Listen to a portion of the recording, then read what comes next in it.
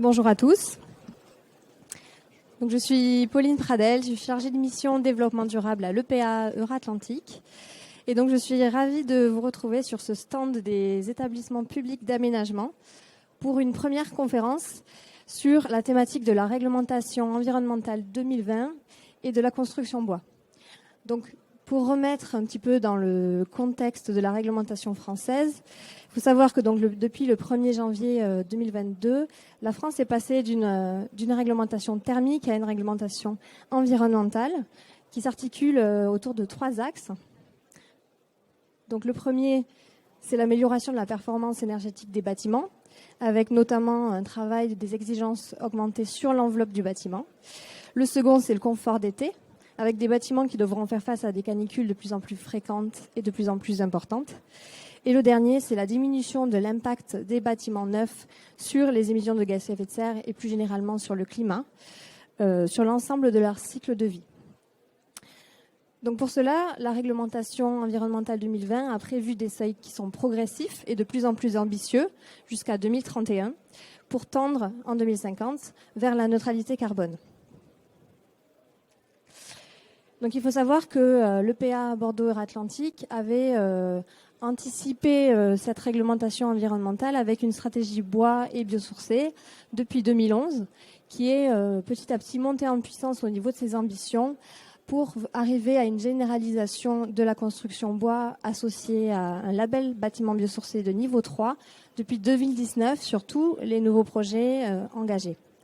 Et donc c'est dans ce contexte-là que nous avons souhaité à l'EPA savoir dans quelle mesure nous pouvions déjà anticiper les seuils de la réglementation environnementale, déjà y être conforme et en plus les anticiper, notamment ceux de 2028 et de 2031, en menant une étude sur un projet concret qui est le projet porté par Bouygues Immobilier, donc le projet XO au sein du quartier Armagnac Sud.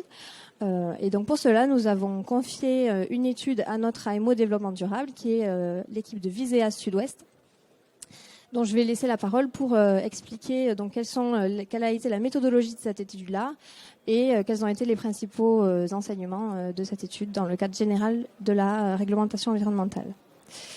Donc pour cela, je vous prie d'accueillir à mes côtés Jonathan Coulet, directeur de Visea Sud-Ouest, Alexandre Deneville, responsable construction durable, et Zaratine Mandrara, ingénieur construction durable à Visea Sud-Ouest. Merci.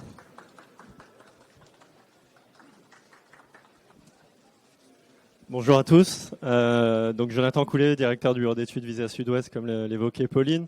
Je vais vous présenter très rapidement le contexte de l'opération et l'opération, sachant que ce qu'on va vous présenter par la suite, c'est vraiment la mission de recherche et développement qu'on a réalisée il y a déjà un peu plus d'un an et demi, dans un autre contexte qu'actuellement. On était vraiment dans une démarche un peu prospective d'innovation avec l'EPA Euratlantique. Donc l'opération en question sur l'opération urbaine Armagnac, derrière la gare Saint-Jean, c'est 6000 m² de logements répartis sur 4 plots avec environ 94 logements. On va le voir, une particularité avec 2 tours principalement en bois et 2 plots à l'arrière de l'îlot. L'équipe en place, donc le promoteur immobilier, c'était Bouygues Immobilier, l'architecte Kobe Architecture. Et Visea Sud-Ouest, on avait une mission sur toute la partie maîtrise d'œuvre thermique, carbone, confort et sur les différentes certifications sur lesquelles je reviendrai. Donc l'opération, là vous avez une vue aérienne du plot avec une orientation nord-sud que vous avez à l'écran. Donc les deux opérations, les 2 plots bâtiment A, bâtiment B, qui sont des tours avec les 3 premiers niveaux en béton pour notamment gérer les parkings avec un semi-enterré et un enterré, et toute la superstructure au-dessus du niveau R+4 et en bois avec des façades FOB. On avait un plot suite aux différentes phases de conception qui est resté en béton. On pourra y revenir dans les questions. Et le bâtiment D qui, lui, est en solution MOB, donc entièrement en bois.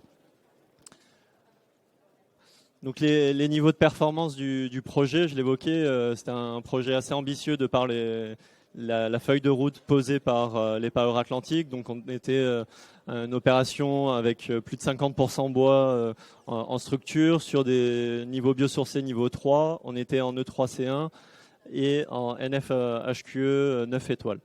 L'opération, je l'ai dit, c'était dans un autre contexte. On a fait l'opération de toute la partie conception avec la réglementation thermique, donc l'ART. Suite à la demande de l'EPAOR Atlantique, on a testé les bâtiments avec la nouvelle réglementation environnementale, donc qui veut dire changement d'orientation, changement de méthode et bien sûr l'indicateur carbone qui venait se rajouter. En passant assez rapidement sur cette question, donc toutes les opérations, tous les plots passés déjà en RE 2020 parce que en RT on était plupart du temps moins 15, moins 20, moins 25 sur le Baybio et on s'est aperçu qu'il y avait un plot qui présentait une plus grande difficulté, c'est le plot A. Donc c'est celui-ci uniquement pour des raisons de projet urbain, d'approche bioclimatique urbaine, parce que on a tout ce plot qui est caché sur sa façade sud par le premier bâtiment et toute l'autre façade est en façade nord. Donc on s'est focalisé là-dessus aussi dans le travail que Zaratine et Alexandre vont vous présenter pour savoir est-ce que l'opération, avec quelle optimisation l'opération peut tenir les niveaux de performance déjà de la RE 2020 puis des seuils 25, 28 et 31.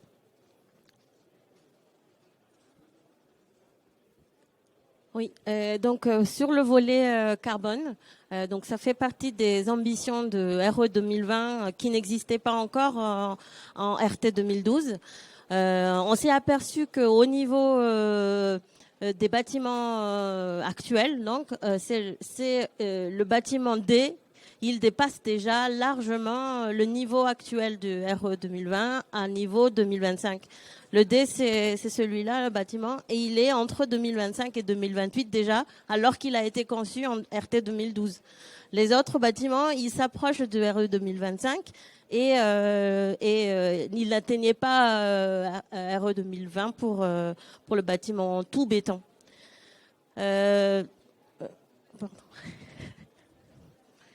Alors, pour atteindre les niveaux attendus en RE 2028 et 2031, parce qu'aujourd'hui, si on doit concevoir les bâtiments, il faut déjà ambitionner le 2028 et 2031 aujourd'hui. Ce bâtiment A et B qui est sur socle béton et R+4 à R+10 en bois, on a dû en plus ajouter des leviers qui sont ici pour atteindre le niveau 2028. Si on prend un exemple, la part de l'impact carbone de la menuiserie, par exemple, pèse beaucoup sur l'impact carbone. Donc tout ça, ça a été étudié. C'était un des leviers. Hein. C'est pas que les solutions, mais c'est un des leviers qui ont été travaillés sur ce dossier. Et du coup, en actionnant ces leviers-là, on arrive à 2028. Et en plus de ces 2028-là, si on veut atteindre 2031, on s'est rapproché plus sur les revêtements intérieurs, sur les secondes œuvres pour pouvoir atteindre 2028. De même, toujours même principe, pour le bâtiment C qui est donc tout béton, quand on a voulu atteindre le niveau RE 2020, il a fallu d'abord passer par le béton bas carbone. On a voulu tester ce que ça faisait tout béton au tout début pour l'atteindre. Et bien, effectivement, il peut atteindre le RE 2020, mais à partir de niveau 2025-2028, on ne peut plus avoir de choix que de mixer les matériaux.